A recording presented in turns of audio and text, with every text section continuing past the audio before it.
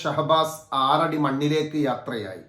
എന്നാലോ ആ ഷഹബാസിനെ ഇല്ലായ്മ ചെയ്തിട്ടുള്ള 4-5 കുട്ടികളുണ്ടല്ലോ, പ്രതികൾ എന്ന് പറയുന്നവർ, അവർ സുഖമായിട്ട് എക്സാം എഴുതുക. അതിന് ശക്തമായിട്ടുള്ള കാവലുകളുണ്ട്. എന്നാൽ അതിൻ്റെ അപ്പുറം വലിയ പ്രതിഷേധങ്ങൾ നടക്കുന്നുണ്ട്. അതിനെക്കുറിച്ചിട്ട് ഒരിക്കലും കേരളത്തിൽ അല്ലെങ്കിൽ ഇങ്ങനെ ഒരിക്കലും ലോകത്ത് സംഭവിക്കാൻ പാടില്ല എന്നൊക്കെ അലമുറയിട്ട് പറയുന്നുണ്ട്. എത്ര ദിവസം, എത്രത്തോളം. ഇതിന്റെ മുന്നേയും കേരളത്തിൽ ഇതുപോലെ ഒരുപാട് കുറ്റകൃത്യങ്ങൾ നടന്നിട്ടുണ്ട്. അന്നും ഒരുപാട് വാക്കുകളൊക്കെ പെയ്തിറങ്ങി എന്നല്ലാതെ അതിനൊന്നും പരിഹാരങ്ങളില്ല. ഇവിടെ ഏതെങ്കിലും ഒരു മൃഗത്തിനെ കൊന്നിട്ടുണ്ടെങ്കിൽ അതിന് ശക്തമായിട്ടുള്ള നിയമങ്ങളുണ്ട്.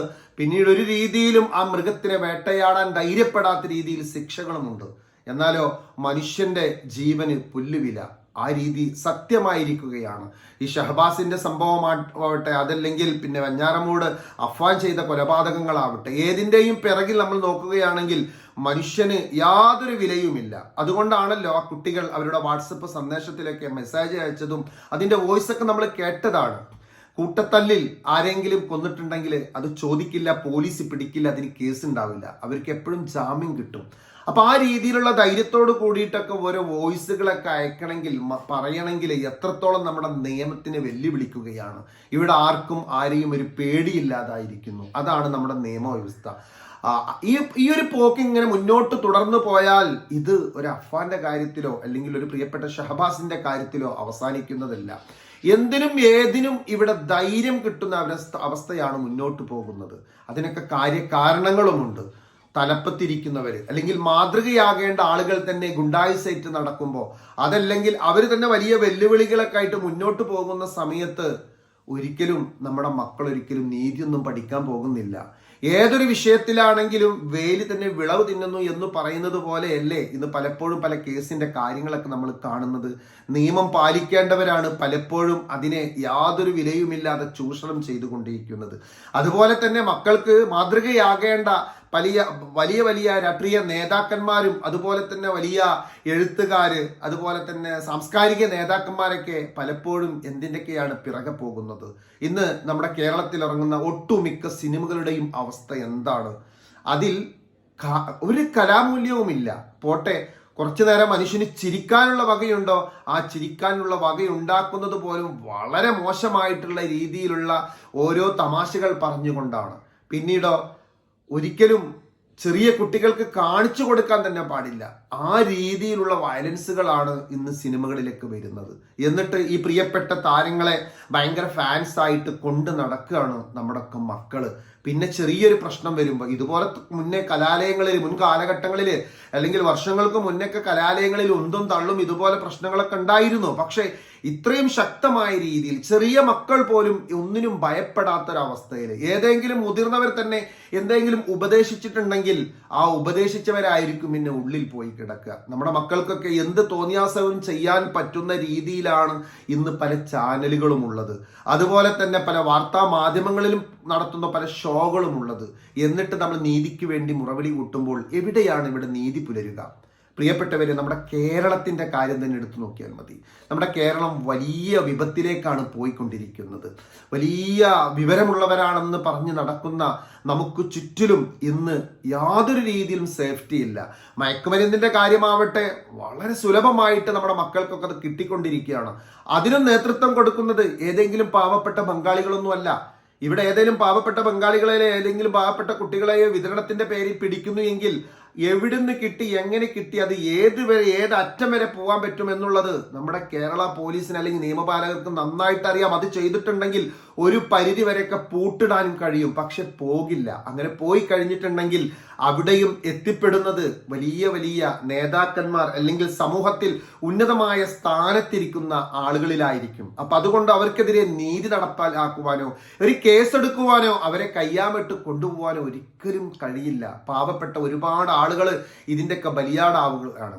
നിങ്ങൾക്ക് പാവപ്പെട്ടവരെ ബലിയാടുകളാക്കാം അല്ലെങ്കിൽ പാവപ്പെട്ടവരെ ശിക്ഷിച്ചു കൊണ്ടിരിക്കാം. പക്ഷേ ഒരു കാര്യം മനസ്സിലാക്കുക, ഇങ്ങനെ അനീതിക്കും അക്രമത്തിനും ഒക്കെ കൂട്ടുനിന്നുകൊണ്ട് കോടികൾ സമ്പാദിക്കുന്ന ഒരുപാട് പേരോടാണ് എനിക്ക് പറയാനുള്ളത്. നിങ്ങൾ കോടികൾ സമ്പാദിച്ചോളൂ, പക്ഷേ ഈ കോടികളൊന്നും നാളെ നിങ്ങൾക്ക് ഉപകരിക്കാതെ സ്വന്തം ജീവന് പോലും യാതൊരു രീതിയിലും സേഫ്റ്റി ഇല്ലാത്തൊരവസ്ഥ നിങ്ങളുടെ വീടിന്റെ മുന്നിലും എത്തുമെന്നുള്ളത് ഇന്നല്ലെങ്കിൽ നാളെ നിങ്ങൾ മനസ്സിലാക്കേണ്ടിയിരിക്കുന്നു. കാരണം എവിടെയും നീതി നടപ്പിലാക്കേണ്ടവർ നീതി നടപ്പിലാക്കാതെ അനീതിക്ക് കൂട്ടു നിൽക്കുമ്പോൾ, അതല്ലെങ്കിൽ എല്ലാത്തിനുമെതിരെ കണ്ണടക്കുമ്പോൾ അത് സ്വന്തം കുടുംബത്തിലും അനീതിയായിട്ട് വരുമെന്നുള്ള സത്യം മറക്കരുത്.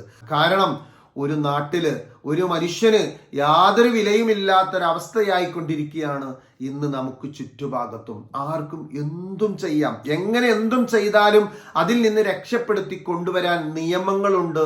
അതുപോലെ തന്നെ അതിന് കഴിവുള്ള വക്കീലുമുണ്ട്, കുറച്ച് പൈസയും ആൾബലവും കുറച്ച് പിടിപാടുമുണ്ട് എങ്കിൽ ആർക്കും എന്തും ചെയ്യാമെന്നുള്ളൊരവസ്ഥയിലേക്കാണ് കേരളം പോയിക്കൊണ്ടിരിക്കുന്നത്.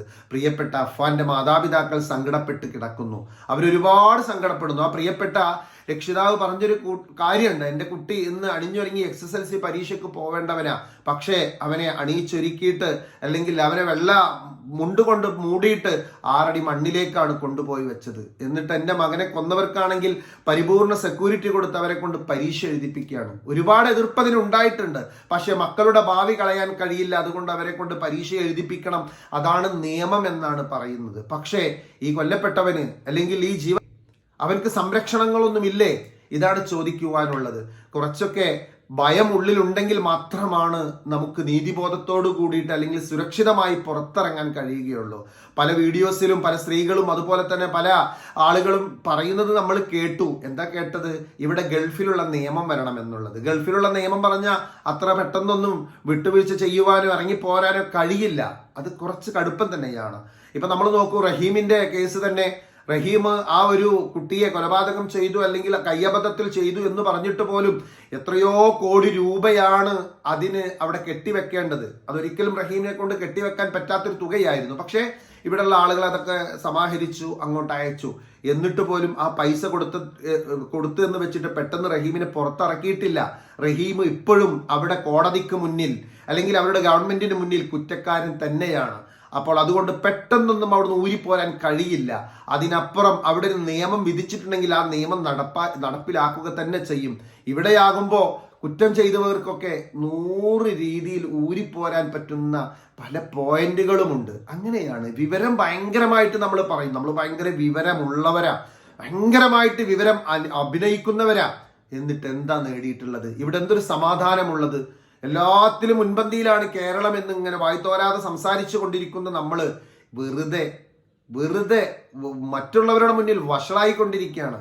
ഒരു രീതിയിലും നമുക്കൊന്നും മിണ്ടാൻ പറ്റാത്തൊരവസ്ഥയിലാണ്.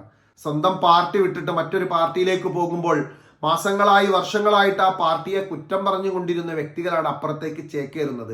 ആ പാർട്ടിക്കാണെങ്കിൽ ആ പറഞ്ഞ കുറ്റത്തിൽ നിന്ന് ഒരു കുറവും വന്നിട്ടില്ല. അദ്ദേഹം എന്തെല്ലാം കുറ്റപ്പെടുത്തിയിരുന്നു ആ കുറ്റങ്ങൾ മുഴുവൻ ആ പാർട്ടിക്കുണ്ട്. എന്നിട്ട് യാതൊരു നാണും മാനും ഇല്ലാതെ ഇളിച്ചുകൊണ്ട് ആ പാർട്ടിയിൽ പോയി നിന്നുകൊണ്ട് മുന്നേ നിന്നിരുന്ന പാർട്ടിയെ മോശമാണെന്ന് പറഞ്ഞ് നടക്കുന്ന വലിയ വിവരമുള്ള തമ്പുരാക്കന്മാരാണ്. ഉറപ്പില്ലാത്ത നേതാക്കന്മാര്. തരക്കടില്ല, അദ്ദേഹം കുറ്റം പറഞ്ഞിരുന്ന പാർട്ടിക്ക് വല്ല മാറ്റങ്ങളും വന്നിട്ടുണ്ട്, താൻ നിലവിലുള്ള പാർട്ടി മോശമാണ്, ആ പാർട്ടിയാണ് ഇപ്പൊ ഏറ്റവും ഉത്തമമായി പോകുന്നത്, ആ പാർട്ടിയുടെ നിയമങ്ങൾ അല്ലെങ്കിൽ അവർ കുറ്റപ്പെടുത്തിയ കാര്യങ്ങളൊക്കെ മാറ്റം വന്നിട്ടുണ്ട് എന്നുള്ളൊരു ബോധ്യമുണ്ടെങ്കിൽ അങ്ങനെ ഒരു മാറ്റമേ ഉണ്ടായിട്ടില്ല. എന്നിട്ട് അവിടെ പോയിട്ട് നക്കാപ്പീച്ച പൈസക്ക് വേണ്ടിയിട്ട് സ്ഥാനമാനങ്ങൾക്ക് വേണ്ടി അവിടെ പോയിട്ട് ആ നേതാക്കന്മാരുടെ മുന്നിൽ ഇങ്ങനെ മൂടും താഴ്ത്തി നിൽക്കുന്ന കുറെ നേതാക്കന്മാരൊക്കെയാണ് ഇന്ന് ഏറ്റവും കൂടുതൽ നമ്മുടെ കേരളത്തിൽ തന്നെ കാണാൻ കഴിയുന്നത്. എന്നിട്ടോ ഒരു ഉളുപ്പുമില്ലാതെ അവിടെ ഇരുന്ന് സംസാരിക്കുന്ന ചില സംസാരങ്ങൾ, ഒരു ഉളുപ്പുമില്ല എന്ന് പറഞ്ഞാൽ ഒരു ഉളുപ്പുമില്ല.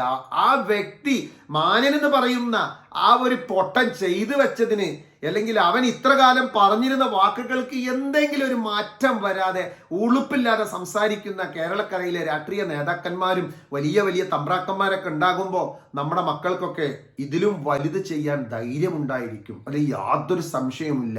ഈ പോക്ക് നമുക്കത്ര നല്ല പോക്കല്ല, ഇത് നല്ലതിനുള്ളതല്ല. പ്രതികരിച്ചാൽ പ്രതികരിച്ചവൻ കുറ്റക്കാരനാ. പ്രതികരിച്ചവനെയാണ് പൂട്ടാൻ നോക്കുന്നത്. പ്രതികരിച്ചു കഴിഞ്ഞിട്ടുണ്ടെങ്കിൽ അവൻ പറഞ്ഞത് ശരിയല്ല, ഒരിക്കലും പറയാൻ പറ്റാത്തതാണ്. എന്നാൽ ചെയ്തു വെച്ചതോ അത് ആർക്കും ചെയ്യാം, എങ്ങനെയും ചെയ്യാം. ഇതാണ് ഇന്നത്തെ നമ്മുടെ കേരളം.